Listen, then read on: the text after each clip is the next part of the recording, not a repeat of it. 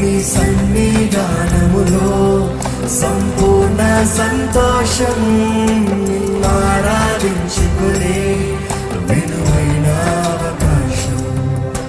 కోల్పోయినవన్నీ నాకు ఇచ్చుటకును, బాధల నుండి బ్రతికించుటకును.